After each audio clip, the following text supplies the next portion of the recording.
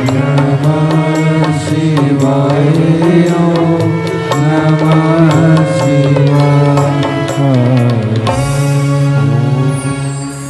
नमः शिवाय ओम नमः शिवाय ओम नमः शिवाय। तालिका शिव महापुराण की कथा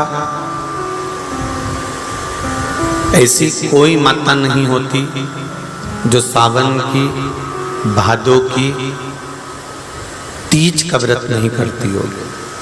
अगर वो हरतालिका नहीं करती होगी तो हरियाली तीज करती होगी। हरियाली तीज नहीं करती होगी तो सातुड़ी तीज करती होगी।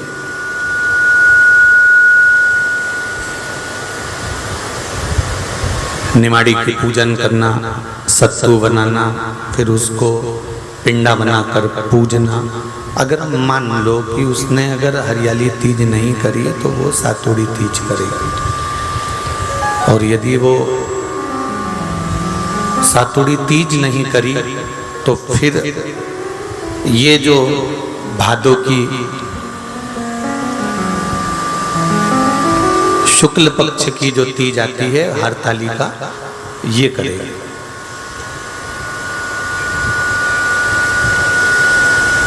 तीज के व्रत क्यों कहते हैं कि सातुड़ी तीज करी, हरियाली तीज करी या हरतालिका तीज करी? इन तीज के व्रत का क्या विधान, इन तीज के व्रत का क्या महत्व है, इन तीज के व्रत की क्या मूल्यता है,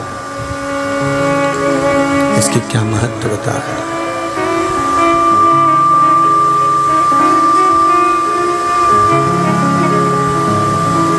तीज के व्रत में ब्रह्मा, विष्णु और महेश, इन तीनों की जो देवियां हैं, ब्रह्माणी, लक्ष्मी और पार्वती। थोड़ा ध्यान लगाकर सुनना। हरतालिका तीज शिव महापुराण की कथा ही नहीं, आप जो तीज करते हो, हरियाली करो चाहे सातुड़ी करो, उस तीज की महत्वता क्या है, इस हिंगोली की शिव महापुराण की कथा में अपने को समझना है कि उसकी मूल तत्वता, उसकी महत्वता है क्या, उसका महत्व क्या है।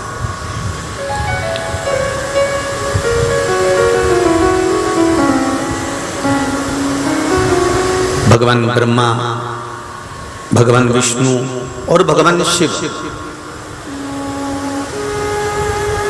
इन तीनों की जो अर्धांगिनियां, ब्रह्माणी, लक्ष्मी और पार्वती, इन तीनों ने तप कर कर, साधना कर कर ब्रह्मदेव को, भगवान विष्णु को और भगवान शंकर को प्राप्त किया। और तीनों ने प्राप्त कर कर तीनों देवताओं से वर मांगा कि वर हमको ऐसा दीजिए कि हमारे तप साधना का फल नारी को तीज के दिन प्राप्त हो जाए। अब देखिए जरा, एक ही व्रत से, एक ही उपवास से उसको संपूर्ण तप साधना का फल प्राप्त हो रहा है, संपूर्ण तप साधना का फल उसको मिल रहा है। मात्र एक व्रत से, केवल एक व्रत कर रहे हो, संपूर्ण तप साधना का फल उसको प्राप्त हो रहा है। ऐसा कोई व्रत, ऐसी कोई साधना, ऐसा कोई, ब्रह्माणी ने ब्रह्मदेव से मांगा, लक्ष्मी जी ने भगवान विष्णु से मांगा, पार्वती जी ने भगवान शिव से मांगा कि ऐसा वर दे दीजिए जिस वर से एक ही व्रत करने से संपूर्ण फल की प्राप्ति हो जाए, संपूर्ण फल मिल जाए। ऐसा एक व्रत का फल दे दीजिए, मात्र एक व्रत का। अब देखिए, हरियाली तीज करने वाली माताएं थोड़ा ध्यान से सुनना।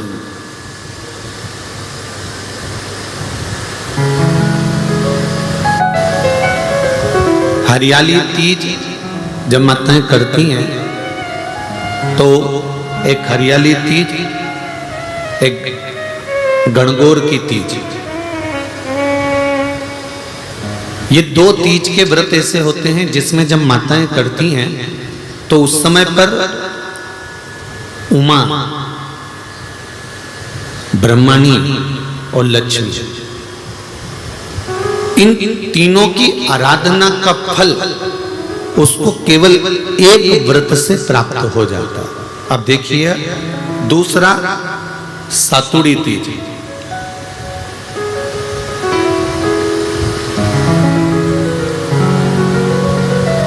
इसमें उमा और महेश्वर, उमा और महेश, ब्रह्मणी और लक्ष्मी, इन 4 के व्रत तप का फल एक साथ सातुड़ी तीज के दिन प्राप्त हो जाता है। अब एक आती है हरतालिका तीज। आप लोग करते हो हरतालिका? यहाँ लोग करते कि नहीं करते? करते हैं यहाँ पे हरतालिका? कौन कौन करता है? जरा हाथ उठाओ तो जरा। अरे सभी करते हो, रखो रखो, बहुत बढ़िया, बहुत अच्छी बात। एक आती है हरतालिका तीज। इस तीज का व्रत माता पार्वती बेल वृक्ष के आनंद के साथ में फुलेरा बनाकर करती है, और जिसमें इस हरतालिका में माता पार्वती जी के जितने जन्म पहले हुए हैं, माता पार्वती का जन्म तो 52वें नंबर का, 52 नंबर पे माता पार्वती का जन्म है। इससे पहले तो माता के 51 जन्म पहले हो चुके हैं, 51 जन्म माता पार्वती का पहले हो चुके हैं। तो वो जितने जन्म माता पार्वती पूर्व में ले चुकी हैं, ब्रह्माणी जितनी बार ब्रह्मदेव के साथ में विराजमान हो चुकी हैं, इंद्राणी जितनी बार इंद्र के साथ विराजमान हो चुकी हैं, और लक्ष्मी चाहे वो राधा के रूप में हो, चाहे वो रुक्मिणी के रूप में हो, चाहे वो सतभामा के रूप में हो, चाहे वो यमुना के रूप में हो, चाहे वो गंगा के रूप में हो, जितनी बार माता लक्ष्मी ने रूप धारण करे हैं वो सब रूप में,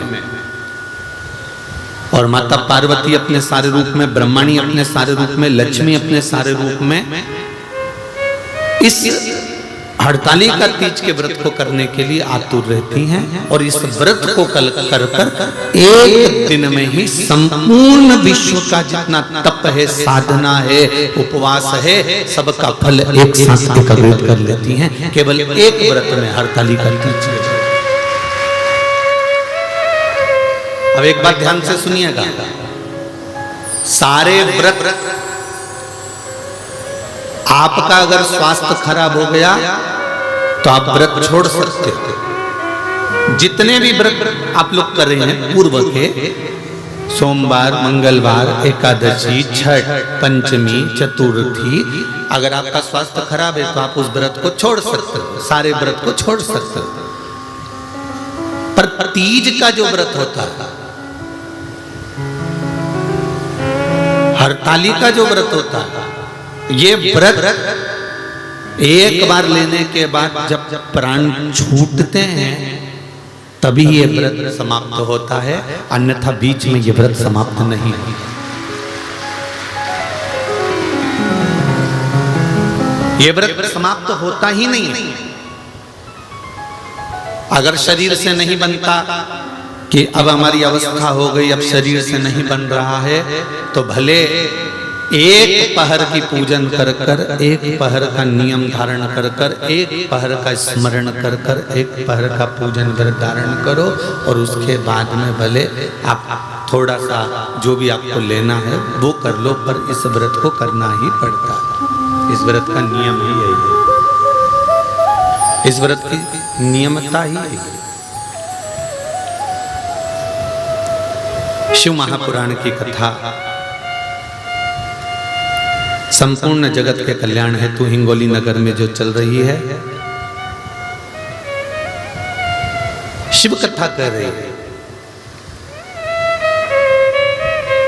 24,000 श्लोक की ये शिव महापुराण की कथा है, जिसका एक शब्द भी हमारी जिंदगी में उतार सकते हैं। एक शब्द भी हम अपने जीवन में यदि उतारते हैं, एक शब्द को भी हम अपनी जिंदगी में उतारते हैं तो हमारा जीवन सार्थक हो जाता है। एक शब्द भी अगर हमने अपनी जिंदगी में उतारा तो उसकी सार्थकता उत्पन्न हो जाती है, उसका आनंद उत्पन्न हो जाता है, उसका फल हमको मिलने लगता है। महाराज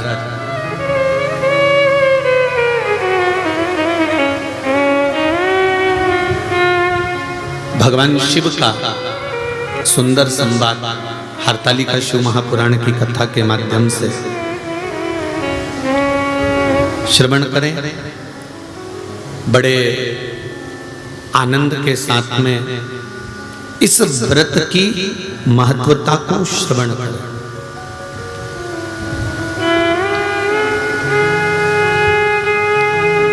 हरतालिका तीज का व्रत करने वाली नारी जब प्राण छोड़ती है तो उसकी क्या गति होती है, कहां वो जाती है, किस लोक में उसका स्थान होता है। हरतालिका तीज का व्रत जो नहीं करती और भूल से भी फुलेरा का दर्शन करना, फुलेरा जानते हो ना आप लोग, जिस दिन जहां हरतालिका तीज बनती है, केले के पत्ते के ऊपर जहां शिवलिंग बनता है उसके ऊपर जो फूल की मालाएं लटकाई जाती है या झूमर या पत्ते लटकाए जाते हैं, उसका मात्र दर्शन वो व्रत नहीं भी कर रही है, उसका उपवास नहीं है, उसकी व्रत नहीं है, उसने व्रत नहीं उठाया, उसने उपवास नहीं उठाया ना उसने व्रत उठाया।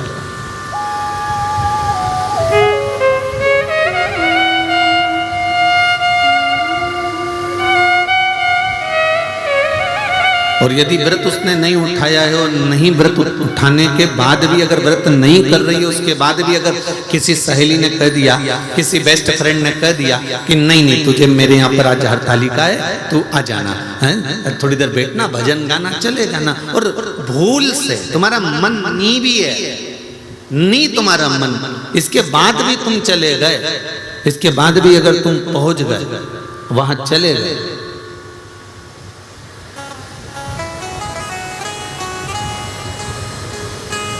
और केवल हरतालिका तीज के उस फुलेरे का दर्शन कर लिया, नहीं है व्रत, और उस फुलेरे का दर्शन कर लिया, तो महाराज शिव महापुराण की कथा, स्कंद पुराण की कथा बड़ा सुंदर वर्णन करती है कि हजारों हजार 16 सोमवार संकट सोमवार का जो पुण्य होता है मात्र हरतालिका तीज के फुलेरे का दर्शन करके जीव को प्राप्त हो जाता है। केवल एक फुलेरे का दर्शन कर, शंभु शंभु, केवल एक फुलेरे का दर्शन कर कर प्राप्त हो जाता है।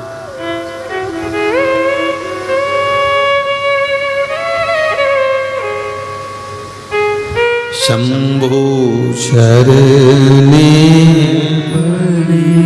मांगू घड़ी रे घड़ी, दुख काटो दया करी न दर्शन आओ, दया करी न दर्शन आओ। एक देवराज नाम का ब्राह्मण शिव महापुराण का प्रारंभ का महत्तम देवराज नाम के ब्राह्मण से प्रारंभ होता है, जिसने पूर्ण समय में कोई चोरी नहीं करी है, पूर्ण समय में कोई गलत काम नहीं किया, जिसने पूर्ण समय में कोई बेकार काम नहीं करा, केवल उसने पूर्ण समय में उसने बेकार काम नहीं करा, पूर्ण समय में उसने चोरी नहीं करी, पूर्ण समय में उसने गलत काम नहीं किया। उसने गलत काम कब करा? जब वो एक वेश्या के चक्कर में पड़ गया।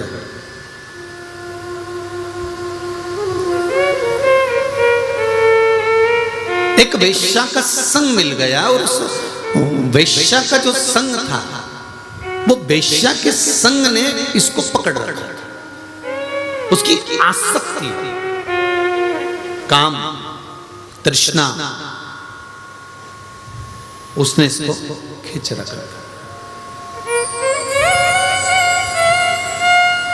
और उस आसक्ति के कारण, उस काम के कारण, उस तृष्णा के कारण वैश्या ने एक बार इससे कह दिया कि मुझे रानी के गले का हार चाहिए, तो ये हार चुराने के लिए गया और चोरी कर कर लेकर आया। तो राजा को मालूम पड़ गया, उसने दूतों को भेज दिया, ये भागता भागता शिव मंदिर में पहुंच गया। आप देखिए, जब तक ये वेश्या के संग में नहीं था, ये वेश्या के संग में नहीं आया था, वेश्या से इसका संबंध नहीं जुड़ा था, तब तक ये जितना कमा रहा था परिवार अच्छे से चला रहा था, जितना ला रहा था उससे इसका परिवार चल रहा था, जितना इकट्ठा कर रहा था उससे इसका पूरा परिवार आराम से चल रहा था, परिवार में कोई तकलीफ नहीं थी।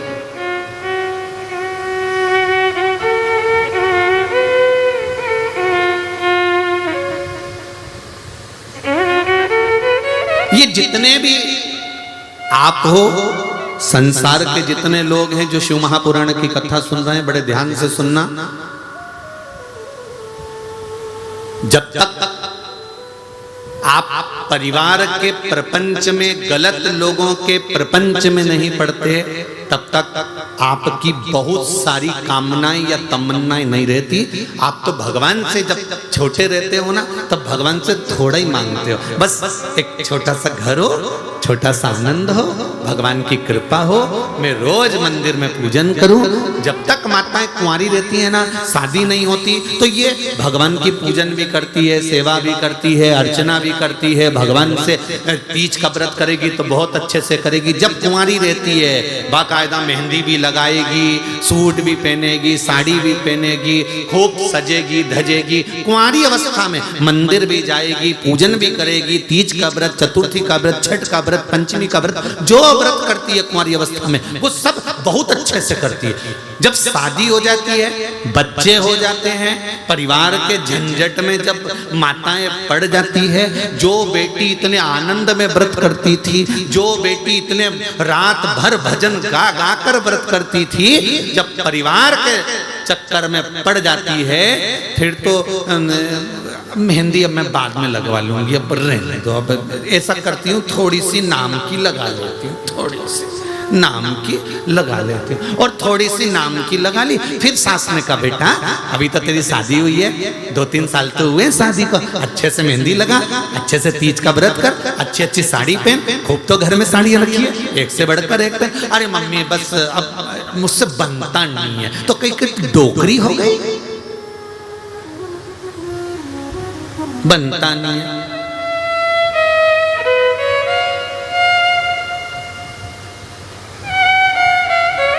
ये किसी एक के साथ नहीं, सबके साथ है। जब गाड़ी नहीं थी, 4 व्हीलर नहीं थी, तब नागनाथ भगवान से, ओड़ा नागनाथ में जाकर, पल्ली बैजनाथ में जाकर, त्र्यंबकेश्वर जाकर भगवान को विनती कर कर कर आए थे, बाबा बस 4 व्हीलर गाड़ी आ जाए, फिर तो जब 15 दिन में, 8 दिन में, 10 दिन में मैं दर्शन करने आ जाऊंगा।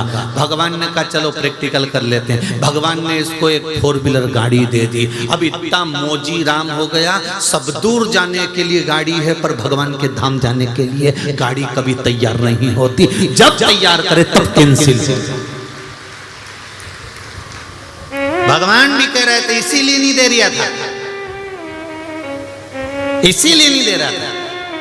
जब तक शादी नहीं हुई, भगवान हरतालिका तीज का व्रत, मम्मी मैं सब तैयारी कर दूंगी, ऑफिस से आएगी, कुंवारी है, ऑफिस से आकर भी तैयारी कर लेगी, खूब आराम से श्रृंगार विंगार करेगी, खूब बड़े प्रेम से, शादी नहीं हुई उससे पहले खूब तैयारी, ढोलक बजा बजा के भजन कीर्तन सब करेगी।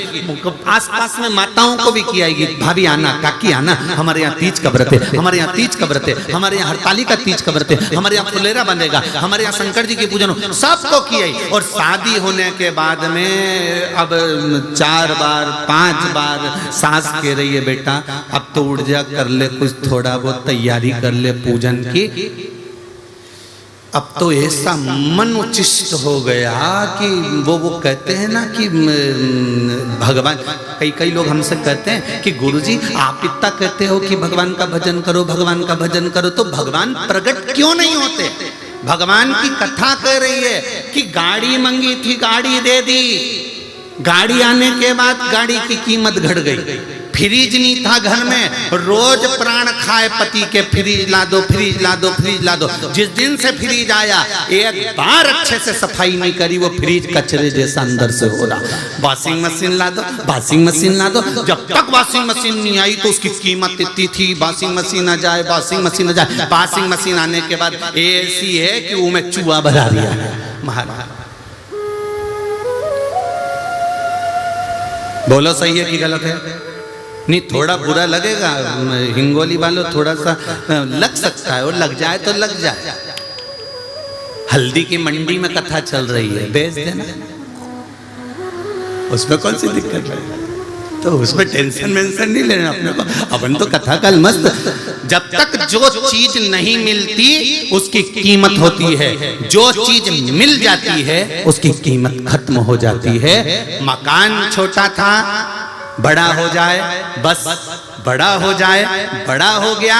हमेशा कहती थी छोटे से मकान में कहाँ तो कपड़े सुखाऊं, कहाँ जाऊं, छत बड़ी हो तो घूमने जाऊं। भगवान ने 2-3 मंजिल का मकान दे दिया। अब जिस दिन मुहूर्त हुआ था, पंडित जी ने एक बार ऊपर ले जाके पूजन कराई थी, 1-2 बार टेरिस गार्डन में घूमने गई थी। उसके बाद अभी तक नहीं मालूम कि ऊपर क्या क्या पड़ा हुआ है। उस दिन के बाद नी चढ़ी, और चढ़ी तो इतनी ऊपर चढ़ गई कि नीचे ही नहीं आई कभी, इतनी चढ़ी।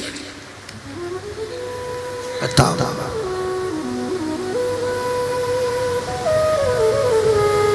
अब लोग कहते हैं हमसे कि गुरुजी आप कहते हो कि भगवान का भजन करो, तो भगवान प्रकट क्यों नहीं होता? तो भगवान इसलिए प्रकट नहीं होता कि गाड़ी मांगी, गाड़ी दे दी, गाड़ी की कीमत खत्म हो गई। 2 व्हीलर नहीं थी, 2 व्हीलर मांगी, 2 व्हीलर की कीमत मन से तो खत्म होगी ना। रानी हार था, नहीं था, रानी हार मंगवाया, बड़ा हार मंगवाया, चूड़ी मंगवाई, नहीं तो पीछा पकड़ के बैठी थी, ये मिल जाए, मिल जाए, मिल जाए, कितना अच्छा लग रहा है, एक बार तो दिला दो। और दिला दिया, फिर उसकी कोई कीमत नहीं है, वो पड़ा हुआ है, वो पड़ी हुई है, वो वॉशिंग मशीन, वो फ्रिज, वो मकान, वो गाड़ी, वो बंगला, सब पड़ा हुआ है। फिर कोई नई आसक्ति आ गई, अब ये चीज मिल जाए, वो चीज भी मिल जाती है, फिर उसकी आसक्ति खत्म हो जाती है। अब इसमें कोई मन नहीं है, इसमें कोई आनंद नहीं है। उसी तरह शिव महापुराण की कथा कहती है कि भगवान प्रकट क्यों नहीं होता। भगवान ने कहा तूने पूजन अर्चना करी और मैं प्रकट हो गया, तो तेरी मुझे पाने की आसक्ति फिर खत्म हो जाएगी, फिर तू मुझे पाएगी। इसलिए भगवान चाहता है कि यह आसक्ति आपके भीतर, परमात्मा को पाने की आसक्ति आपके भीतर प्रकट रहे। जिस भाव से भगवान को रिझाता है, जो जिस भाव से भगवान को कहता है, भगवान उस भाव से उसको मिलता है। भगवान प्रकट कभी नहीं होगा, भगवान तुम्हारे सामने आएगा कभी नहीं, पर यह निश्चित है कि तुम्हारा भगवान काम कर कर चले जाए। इतने लोग आस्था चैनल पर, फेसबुक, यूट्यूब पर ये हरतालिका शिव महापुराण की कथा को सुन रहे हैं। ध्यान से श्रवण करना मेरा बाबा, आप जिस भाव से शिव महापुराण की कथा में जाकर बैठते हो, जिस भाव से भगवान का भजन करते हो, ये निश्चित है कि 3 महीने में मेरा भोलेनाथ आपकी झोली भर ही देगा।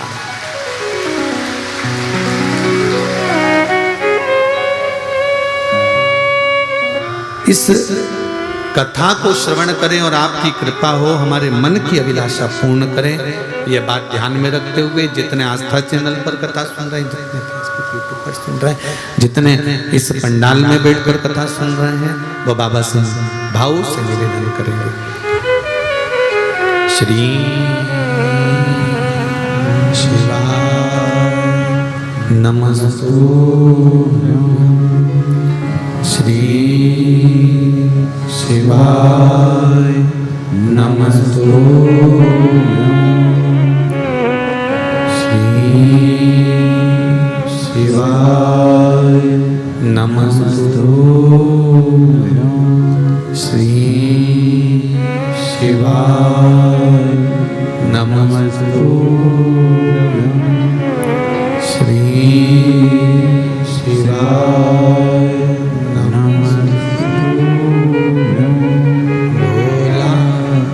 शिवाय दुख काटो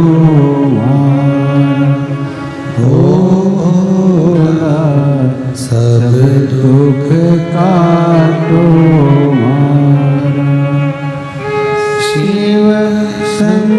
कर जपूं तेरी माला, भोले बाबा जपूं तेरी माला, भोला सब दुख काटो मारा, ओ भोला सब दुख काटो मारा। शिव जी से मन के हृदय की बात कहकर भगवान शंकर से प्रार्थना करे, जो जीवन का सुख देने वाला, आनंद देने वाला वो देवाधिदेव महादेव है।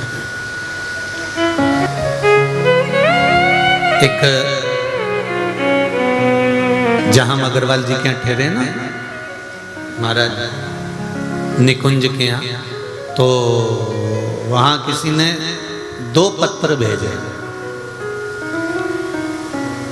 सामने टेबल पे रखे होंगे। उसमें एक पत्र में लिखा है कि कोई बीमारी थी तो उसका वर्णन है, और दूसरा पत्र में लिखा उन्होंने कि गुरुजी से ये पूछना है कि बचपन में पुण्य कमाना चाहिए कि जवानी में पुण्य कमाना चाहिए कि अधेड़ी में पुण्य कमाना चाहिए कि बुढ़ापे में पुण्य कमाना चाहिए। बोलो रे हिंगोली वालों, तेरा क्या होगा रे कालिया? तुम बता दो कि पुण्य कब कमाना चाहिए? बोलो जरा। बचपन में पुण्य कमाना चाहिए कि जवानी में पुण्य कमाना चाहिए कि अधेड़ी में पुण्य कमाना चाहिए कि बुढ़ापे में पुण्य कमाना चाहिए? शिव महापुराण की कथा कहती है, जवानी में जो तुमने पुण्य कमाया है तो वो पुण्य तुम्हारा जवान की जवान बना रहेगा, अंतिम समय तक चलता रहेगा।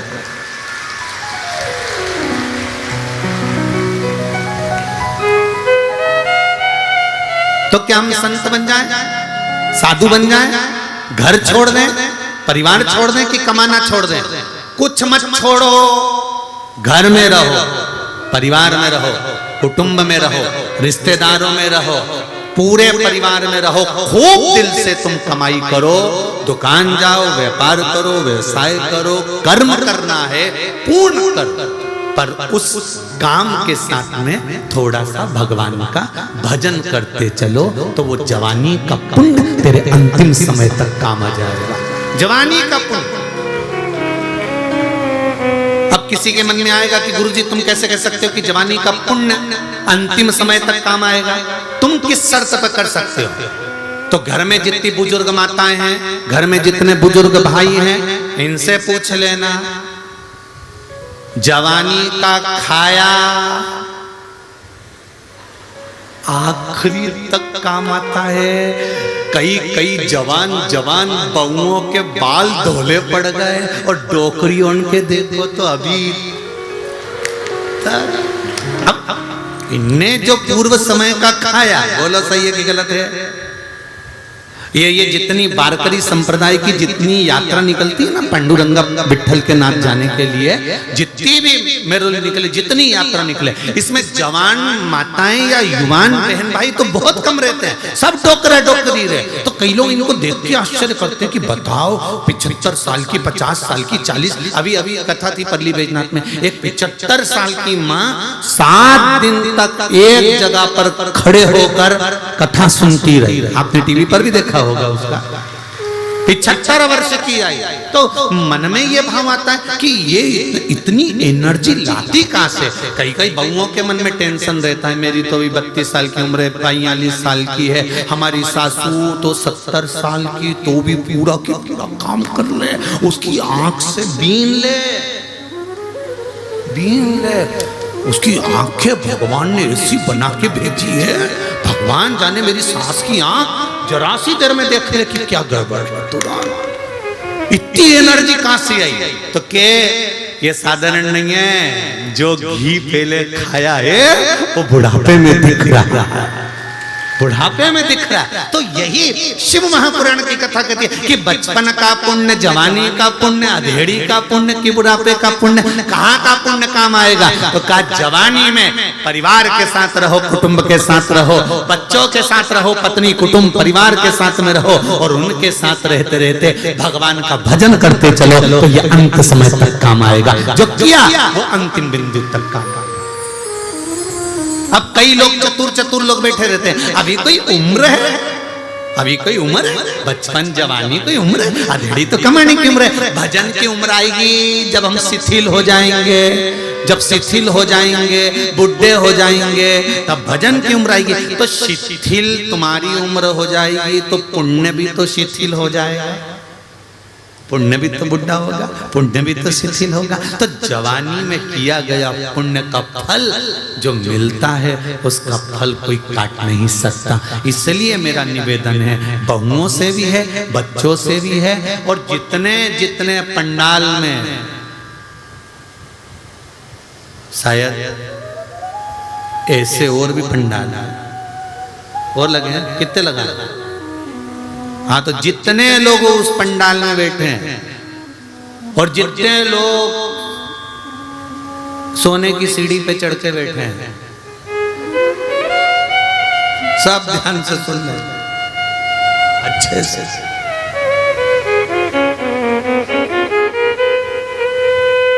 कि पुण्य कमाई करो, दुकान जाओ, व्यापार करो। कभी इस व्यासपीठ से हमने कभी ये नहीं कहा आपसे कि आप अपना कर्म मत करो, बोला कभी?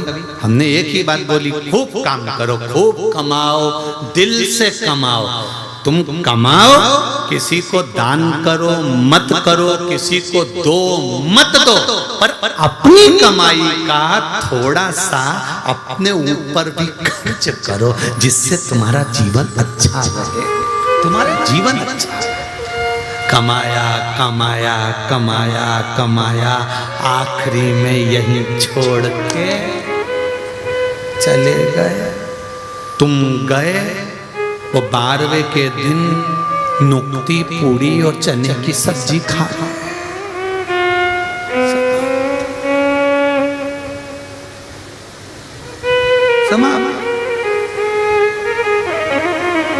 एक छोटा सा बच्चा अपनी दादी से बोला, ओ दादी, ओ दादी।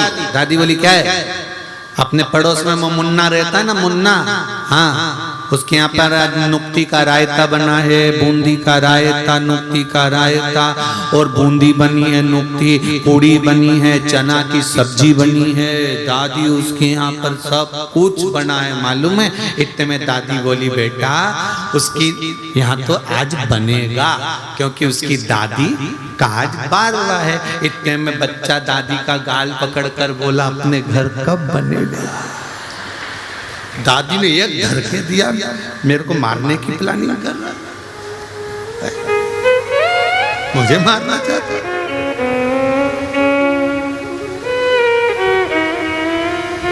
कौन मारा? झूठा है संसार हमने देख लिया, सब मतलब के यार हमने देख लिया। झूठे नाते झूठे रिश्ते, झूठे नाते झूठे रिश्ते, झूठा है संसार हमने देख लिया।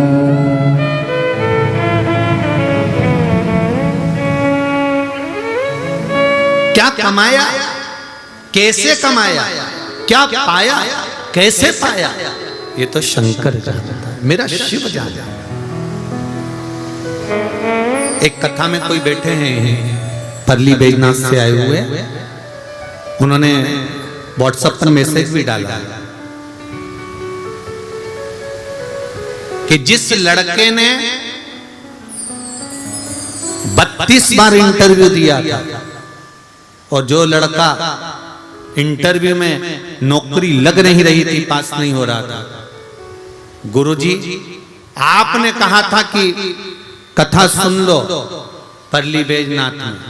हमने टीवी पर सुनी और फिर परली बैजनाथ की जमीन पर जब आप आए और हमने कथा सुनी, उसी बच्चे के लिए सुनी थी गुरुजी। आप गए और बेटे का पैकेज 84 लाख का आ गया और बेटे का जॉब लग गया। अगर आप लोग जुड़े होंगे तो आप लोगों को मालूम होगा कि उन ग्रुपों में, जो महाराष्ट्र के ग्रुप है, उस पर मैसेज चल रहा है। और ये तो अभी पहला है, अभी पहली बैजनाथ से अभी तो रिजल्ट आना चालू हुए हैं, अभी 3 महीने नहीं। और आपसे भी निवेदन है, दिल से सुनना शिव महापुराण की कथा। जो आस और विश्वास लेकर सुनोगे, दिल लेकर श्रवण करोगे, हृदय से सुनोगे, वो क्या देता है वही जान सकता है। उसका कोई बखान नहीं कर सकता, उसका कोई बखान नहीं। महाराज, हम भगवान को गिनकर ना दें और भगवान से हम गिनकर ना लें, हम तो केवल अपना कर्म करें। हमारे मन में यह भी बात नहीं आना चाहिए कि हमने 1 शिव महापुराण की कथा सुनी, 2 सुनी कि 3 सुनी कि 4 सुनी। हम तो भगवान का भजन कितना कर सकते हैं। वो कहते ना, एक ग्वालन दूध बेचती है, दूध का व्यापार करती है, मटकी में दूध भरा, डब्बे में दूध लिया, बेचने चली जाती।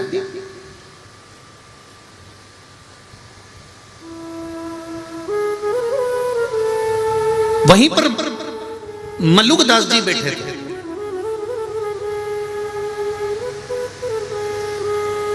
और मल्लुकदास जी ने उस ग्वालन को देखा कि वो रोज दूध बेचने जाती है और अलग से 1 लोटा दूध निकालकर 1 लोटा पानी मिला देती है वह दूध के डब्बे में।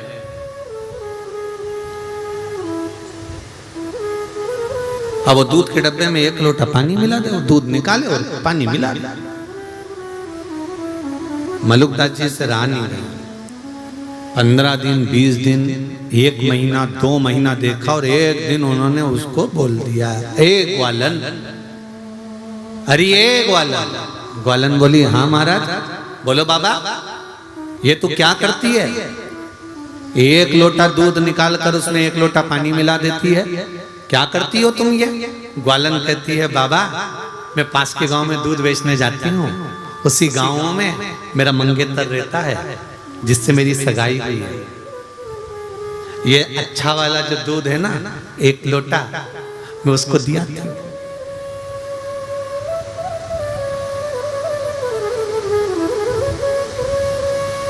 शादी हो गई तेरी?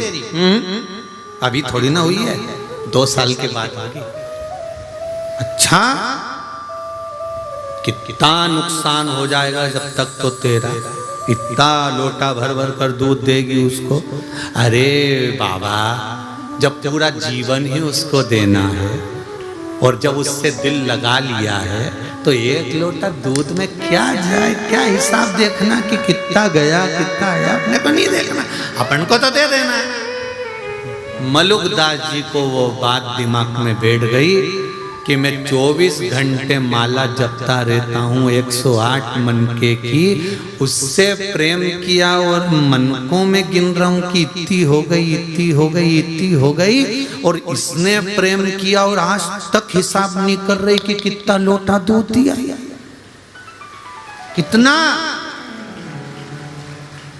मल्लुकदास कहते हैं, मैं बाबा, मैं संत, मैं साधु, मैं सन्यासी, मैं तपस्वी, मैं साधक, मैं उपासक, मैं गिन रहा हूं कि भगवान को कितने भजन कर लिया, कितना जाप कर लिया, कितनी बार कथा सुन ली, कितना दान दे दिया, कितना पुण्य कर दिया, कितना सत्कर्म कर दिया, कितनी बार मैंने ब्राह्मण का भोजन कराया, कितनी बार मैंने ये दान दिया, कितनी बार मैंने वो दान दिया, मैंने कितनी बार गौदान करा, मैंने कितनी बार अन्नदान करा। हम हिसाब लगा कर बैठे हैं कि हमने इतनी बार ये कर लिया, मैंने तो इतने सोमवार के व्रत करे, मैंने तो इतना मंगलवार करा, मैंने तो इतना तीज का व्रत करा, मैंने तो इतना चतुर्थी का व्रत करा। हम हिसाब जोड़कर बैठते हैं और परमात्मा को देने में शिव महापुराण की कथा कहती है, कभी हिसाब मत जोड़ो कि भगवान का भजन कथा कितनी सुनी है, कितना करा है। जब तुम्हारा भजन का हिसाब रखेगा तो वो त्रिकालदर्शी, कैलाशी, अविनाशी मेरा शंकर रखेगा, और उस हिसाब के बल पर क्या देता है ये उसके ऊपर है। हमें हिसाब नहीं रखना कि हम क्या रखा, कितना दिया, कितना करा।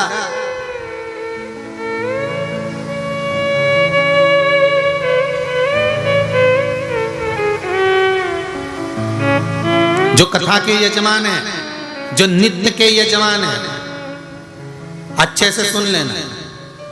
अपन ने क्या करा, कितना खर्च करा, क्या लगाया, क्या चढ़ाया।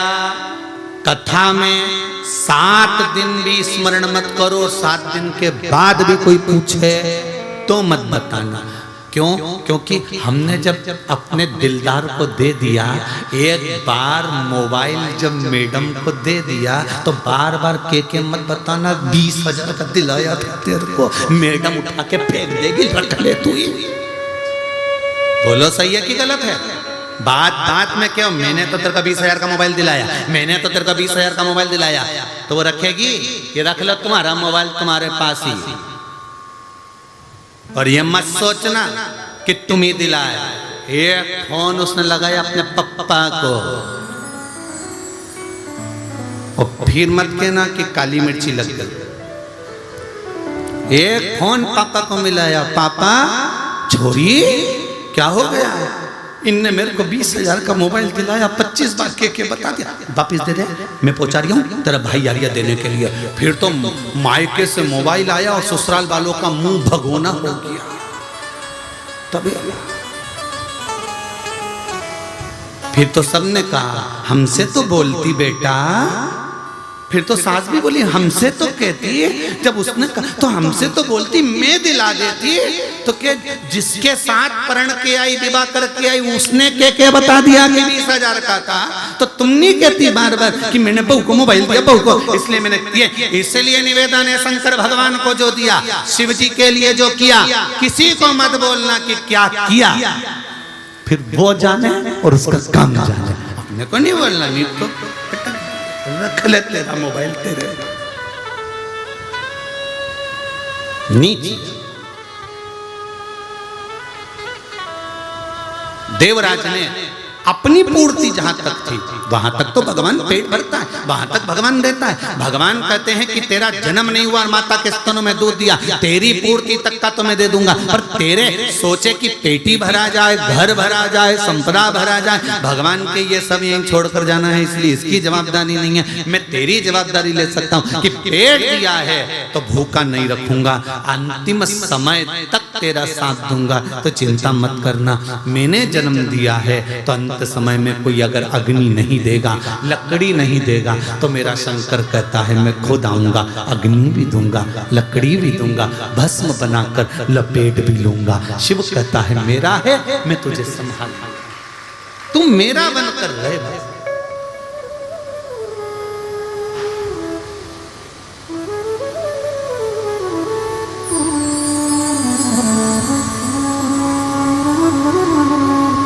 भगवान को आपसे कुछ नहीं चाहिए,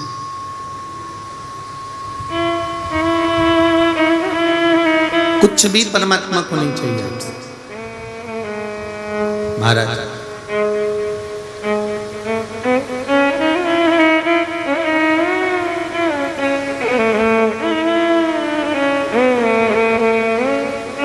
भगवान तो केवल आपसे इतना चाहता है कि आप बचपन हो, जवानी हो, अधेड़ी हो, बुढ़ापा हो, जब आपको समय मिले तब आप स्मरण में लग जाओ। एक लोटा जल शिव, मात्र एक लोटा जल हमारे जीवन की सारी समस्या का हल कर देता है। एक पत्र आया है, देखिए, मेरा नाम फूला शर्मा है, मैं वाशिम जिले से हूँ, कहीं बैठी हूँ तो हाथ हिलाइएगा। आप ही हैं? दोनों हाथ हिला दो एक बार। श्री शिवाय नमस्तुभ्यम।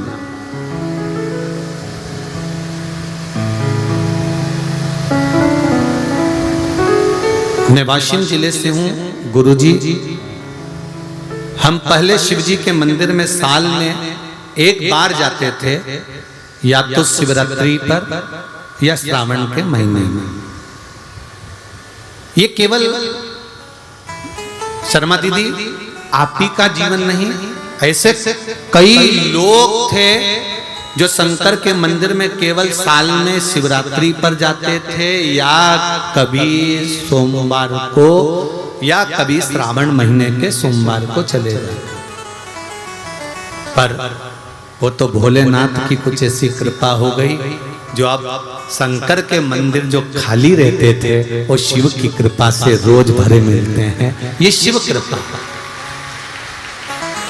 साल में एक बार हम मंदिर जाया करते थे, लेकिन टीवी पर आपकी आस्था चैनल पर कथा आई और हमने शिव महापुराण की कथा सुनने से शिव की महिमा का एहसास हुआ। और अब मैं हर रोज मंदिर जाती हूँ और साथ किसी ना किसी को लेकर भी जाता हूँ। गुरुदेव, मेरे पेट में गठान हो गई थी, डॉक्टर ने ऑपरेशन करने का बोल दिया था।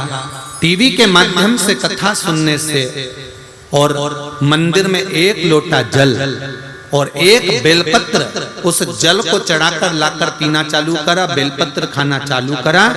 गुरुदेव, बाबा की कृपा से दूसरी जब जांच कराई तो मेरे पेट की गठान गल चुकी थी। अब डॉक्टर कह रहे हैं तुम्हारे शरीर में गांठ नहीं है।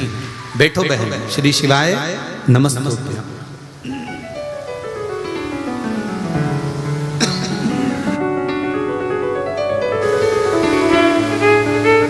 शिव कृपा किसको कहते हैं? शंकर की उदारता किसको कहते हैं? शंकर की करुणा किसको कहते हैं?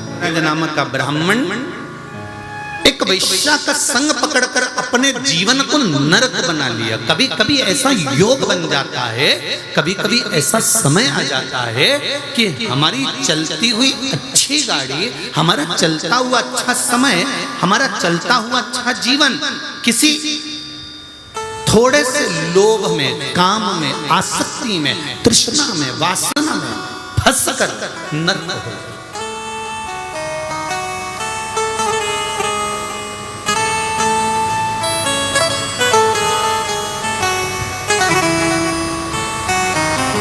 बहुत अच्छा जीवन चल रहा है, पर थोड़ा सा लोभ जाग गया, थोड़ा सा अहंकार जाग गया, थोड़ी सी काम जाग गया, थोड़ी सी वासना जाग गई, थोड़ी सी तृष्णा जाग गई और हमारा जीवन हमने नरक कर लिया। हमने अपना जीवन पूरा नरक कर लिया, उसमें हमने कोई सुख भोगा ही नहीं। फिर एक बात हमने पहले भी कही थी, आप भी ध्यान लगाकर सुनना। 10 मिनट का बेकार किया गया कर्म ना जाने कितने सालों तक भोगना पड़ता है।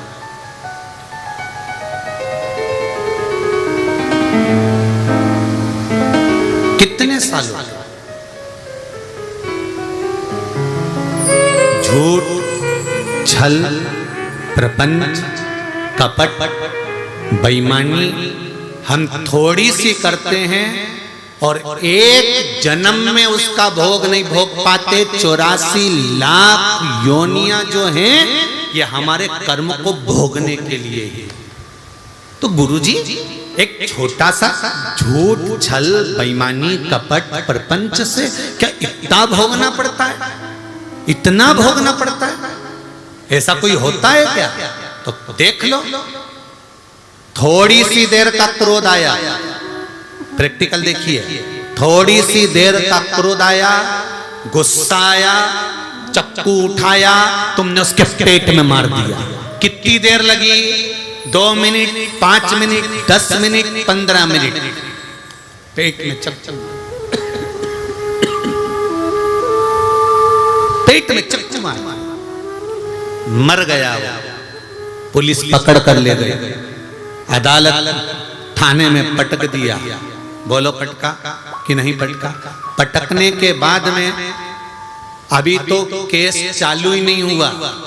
2 साल, 15 दिन, 20 दिन, 25 दिन, 1 साल, 1.5 साल तो केस चलता ही रहा। 2 साल तक केस चलता चलता जब तक पड़े रहो, सड़ते रहो, गलते रहो, और केस चलते चलते फिर जज ने निर्णय सुनाया, फिर मालूम पड़े 10-20 साल फिर निकाल दिए। अब सोचो, 10 मिनट के क्रोध ने 10 मिनट के गुस्से ने चक्कू उठाया, बंदूक उठाई, तलवार उठाई, डंडा उठाया और 10 मिनट का गुस्सा था उसने 10 मिनट में 5 मिनट में ऐसा काम कर दिया कि 10-20 साल उसको नरक जैसा जीवन भोगना पड़ा। तो जरा सा क्रोध आया था और 20 साल भोगना पड़ा।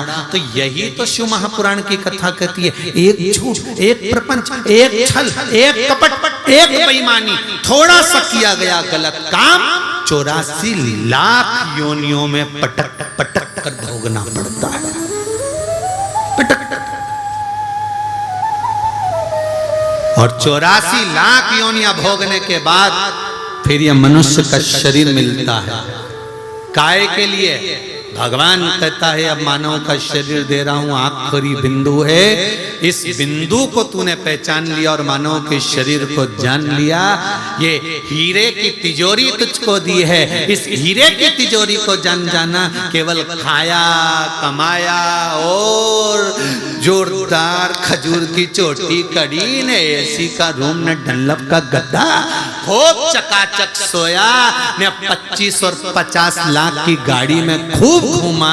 तो एक बात का अंदाजा लगा कर रखना कि 25 लाख की गाड़ी में घूमने वाला भी 25 रुपए के लोटे में भराकर हरिद्वार चले जाता है।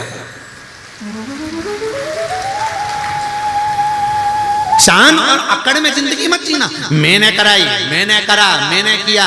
और जितने लोग भी शिव महापुराण की कथा को यहाँ करवा रहे हैं या आगे भी हमारी जो कथा होने वाली है उनसे भी निवेदन है, कभी छाती ठोक कर मत कहना कि कथा मैंने कराई। कथा तो मेरा देवाधिदेव महादेव कराता है, आप नहीं, शंकर कराता है, शंकर करता है और शंकर ही सुनता है। हमारी सामर्थ्यता नहीं है कि हम कुछ कर सकते। महाराज देवराज ने वो एक वैश्या का संग पाकर गलत कर्म कर लिया और उस वैश्या के कहने पर राजघराने में पहुंचकर चोरी कर ली। चोरी का हार लेकर चला, उसके पीछे राजा के दूत दौड़ने लगे। सैनिक दौड़ते दौड़ते दौड़ते दौड़ते उसके पीछे गए। वो दौड़ता हुआ शिव जी के मंदिर में छुप गया जहाँ शिव महापुराण की कथा चल रही थी। थोड़ी सी कथा उसकी श्रवण में गई, थोड़ी सी कथा उसके कानों में गई और जो कथा उसके कानों में गई उस कथा का फल क्या मिला कि बाहर निकला, बेलपत्री के वृक्ष के नीचे उसके प्राण छूट गए। रुद्राक्ष की माला, भस्म का तिलक, चंदन, बेलपत्र, जो शिव को समर्पित होने वाली वस्तु है वो साधारण होती ही नहीं है।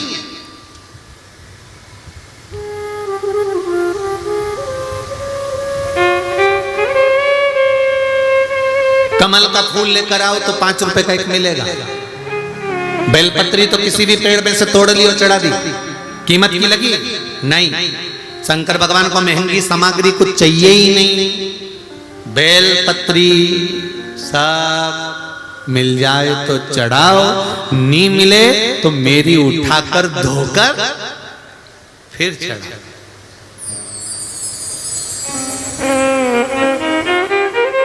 वापिस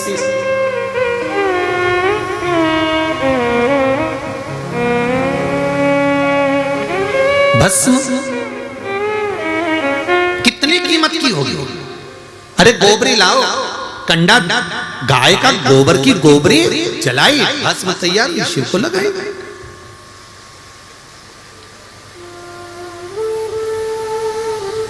कहा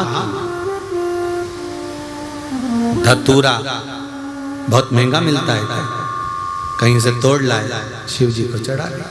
धतूरे की कीमत मूलो। चंदन, जल, शंकर भगवान कहते हैं मुझे चढ़ने वाली संपूर्ण सामग्री जितनी भी है इसकी कोई कीमत नहीं है। शंकर कहते हैं मुझे चढ़ाने वाली वस्तु की कीमत नहीं होती, जो चढ़ा रहा है।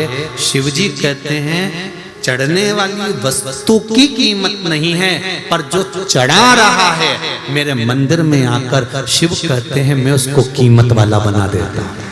वस्तु की कीमत नहीं होती, पर शंकर के पास जो पहुंचा है, शिव के नजदीक में जो पहुंचा, शंकर के पास जो गया, शिव के पास पहुंचकर जिसने वस्तु समर्पित करी है, शिव कहते हैं मैंने उसको कीमत वाला बना दिया, मैंने उसको कीमती बना दिया, वो कीमत वाला हो। अब देवराज बेलपत्री के वृक्ष के नीचे प्राणों को त्यागा। यम के दूत बंदी बनाने के लिए आए, नहीं ले जा सके क्योंकि शंकर के गण वहीं पर खड़े हुए।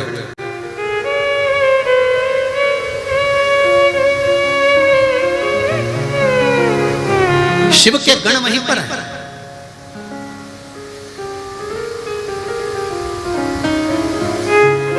हम इसको लेने के लिए आए, पापी है, ब्राह्मण होकर वैश्या का संग करा, ब्राह्मण होकर काम में डूबा रहा, ब्राह्मण होकर चोरी करी, ब्राह्मण होकर लोभी रहा, ब्राह्मण होकर गलत कर्म करा, इसलिए हम इसको लेने के लिए।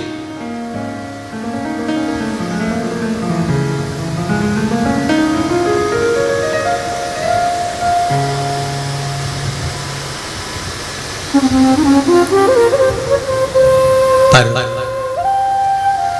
शंकर भगवान के गणों ने कहा तुम इसको ले जा नहीं सकते, कारण कितना भी बड़ा पापी हो, कितना भी बड़ा लोभी हो, कितना भी बड़ा कामी हो, कितना बड़ा भी अहंकारी हो, बेलपत्री के वृक्ष के नीचे इसके प्राण छूटे। ये वृक्ष कोई साधारण है क्या? जिस वृक्ष के नीचे 64 योगनियां, जिस वृक्ष के नीचे लक्ष्मी झाड़ू लगाती हो, जिस वृक्ष के नीचे नारायण भगवान शंकर का गुणगान करते हो, जिस वृक्ष के नीचे ब्रह्मा बैठने के लिए तरसते हैं, जिस वृक्ष के नीचे इंद्र पारिजात वृक्ष को लाकर भी समर्पित कर कर छोटा बन गया, जिस वृक्ष के नीचे 33 कोटि देवता बैठकर भगवान शंकर से वर प्राप्त कर लेते हैं, जिस वृक्ष के नीचे पापी से पापी जीव का भी उद्धार हो जाता है, उस वृक्ष के नीचे ये बैठा है जहां इसके प्राण छूटे हैं। यमदूतों को अच्छा नहीं लगा तो यमदूतों ने यमराज से जाकर कहा, स्वामी अगर इस पापी को मारना था तो बेलपत्री के पेड़ के नीचे क्यों मारा? इसको कहीं दूसरी जगह मारते तो हम पकड़कर रस्सी में बांध कर फिर यम लोग लेकर जाते। इसको बेलपत्री का वृक्ष क्यों मिला? क्या कारण था? क्या कारण था कि इसको बेलपत्री का वृक्ष मिला मरते समय? उसका कारण क्या था? यमराज ने धर्मराज से पूछा, धर्मराज ने चित्रगुप्त महाराज से पूछा, तो चित्रगुप्त महाराज ने इसकी लेखनी पढ़कर बताया कि इसके प्राण बेलपत्री के पेड़ के नीचे क्यों छूटे। उसके पीछे एक कारण था, इसकी माता शंकर जी के मंदिर में जाकर बुआरी काटती थी, पोछा लगाती थी, दीप जलाती थी, शिव जी को एक लोटा जल समर्पित करती थी। माता का पुण्य पुत्र के काम आ गया और वो पुण्य आज इसको बेलपत्री के वृक्ष के नीचे ले गया, बेलपत्री के वृक्ष के नीचे ले गया वो पुण्य।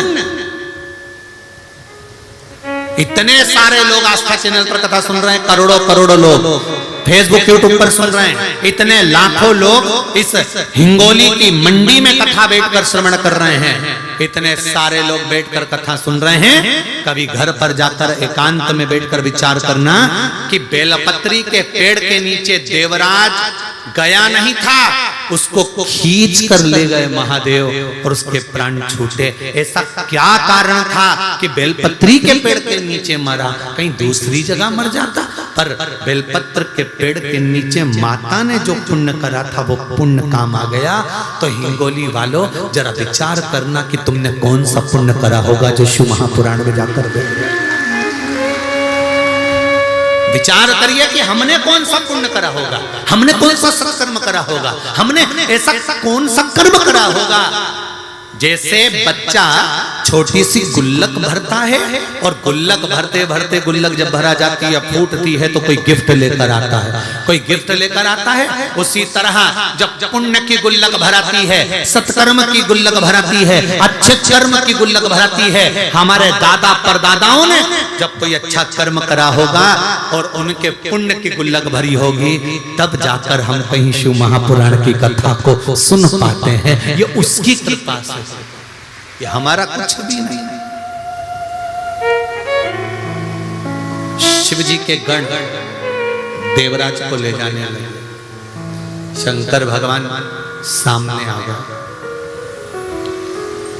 तुम लेकर मत चलो, मैं लेकर चलो। जिसके गले में रुद्राक्ष होता है, जिसके गले में रुद्राक्ष डला होता है, वो कहीं पर भी रहे। आजकल नए नए कैमरे आ गए, जो ये सीसीटीवी कैमरे लगे रहते हैं। इस कैमरे में किसी एक व्यक्ति का फोटो फिट कर दो, वो व्यक्ति जहां रहता है कैमरा वहीं घूमता रहता है। पूछना किसी से, बता देगा जो कैमरा लगाने वाला होता है। ये कैमरा आज का नहीं है, पुराने समय का, शंकर जी के समय से चला आ रहा है। शिव जी ने भी कह दिया था, पार्वती जिसके गले में रुद्राक्ष हो, मस्तक पर त्रिपुंड हो और गले में रुद्राक्ष धरा हो और मुख पर पंचाक्षर ओम नमः शिवाय, पंचाक्षर या षडाक्षर ओम नमः शिवाय या श्री शिवाय नमस्तुभ्यम जिसके मुख पर होता है, गले में रुद्राक्ष डला होता है, मस्तक पर अगर चंदन या तिलक लगा होता है, शंकर पार्वती से कह रहे हैं वो जहां रहता है मेरी दृष्टि उस पर पड़ी रहती है, देखता रहता हूं कि वो कहां। कैमरा चल रहा, कैमरा चालू रहता है कि वो गया कहां।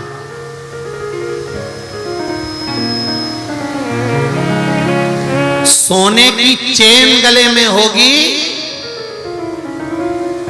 तो चोर की नजर होगी,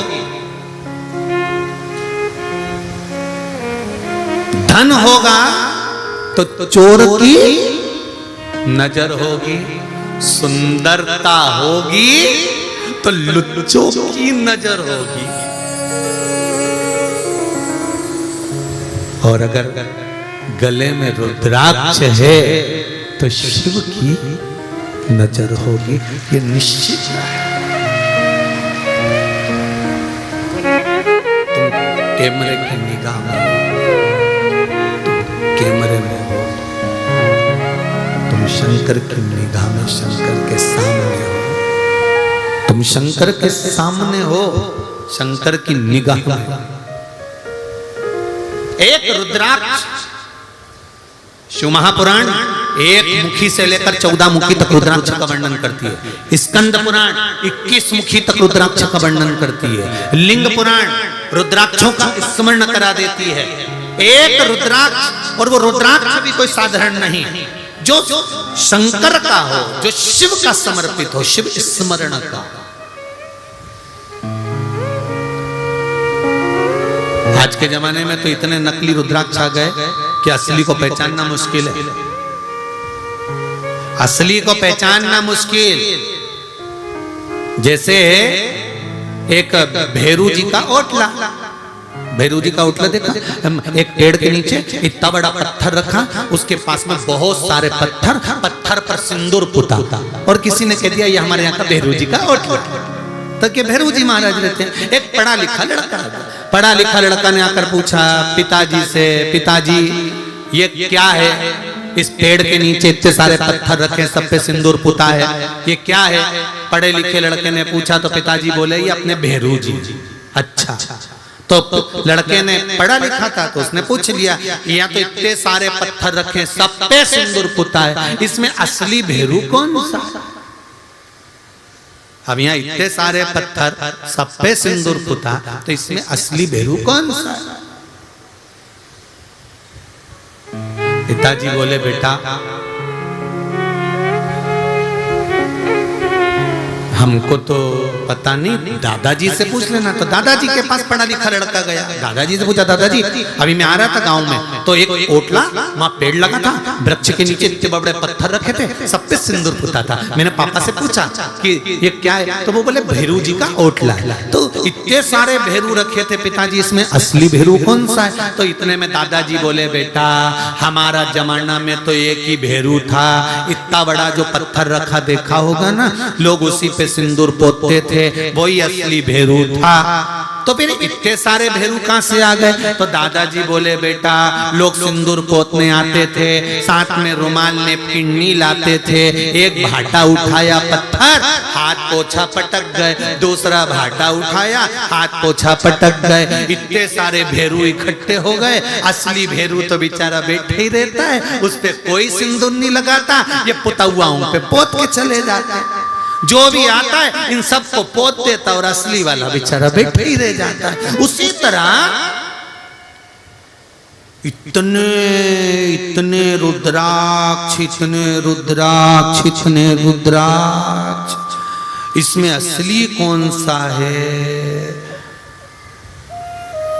पढ़े लिखे लड़के को भेरू छाटने में जीवन निकल गया तो रुद्राक्ष कैसे छाटोगे? बड़ा कठिन, बहुत कठिन। असली की पहचान क्या?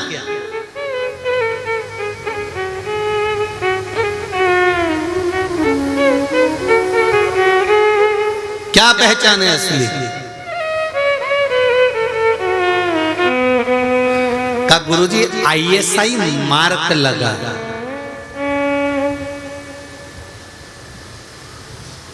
तो ऐसा मार्क तो, अरे बोलो तो जम के, अच्छे से बोलो जरा, कोई भी लगा ले। अभी एक कहीं का अखबार में पढ़ा था, सोने का बिस्कुट पे हॉलमार्क लगा था, तो बेचारा सुनार ने सोचा कि हॉलमार्क का बिस्कुट है, उसने रख लिया। अब हॉलमार्क लगा था, रख लिया, उसने सोचा भी इतना बड़ा बिस्कुट हॉलमार्क और कम कीमत में मिल रहा है, ले लिया। ले तो लिया, वो चले गया और बाद में जांच करी तो वो हॉलमार्क भी नकली था और बिस्कुट भी नकली।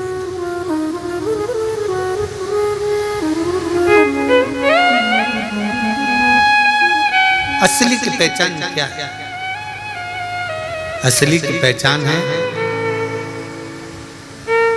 जब जल का पात्र हो, शहद का जल हो, और जल के पात्र में रुद्राक्ष हो, उस रुद्राक्ष का भार डूब रहा है कि तैर रहा है, उससे अंदाजा लगाया जाता है कि कितना मुखी है और क्या फल दे सकता है,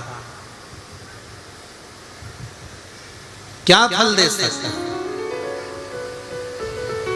कुबेरेश्वर धाम से रुद्राक्ष वितरण अभी तो बंद है, क्योंकि जल वृष्टि भी बहुत हो रही है उधर मध्य प्रदेश में, और व्यवस्थाएं भी अभी इतनी नहीं कर पा रहे हैं कि आप लोग आएं और रुद्राक्ष लेकर जाएं, तो अभी बंद।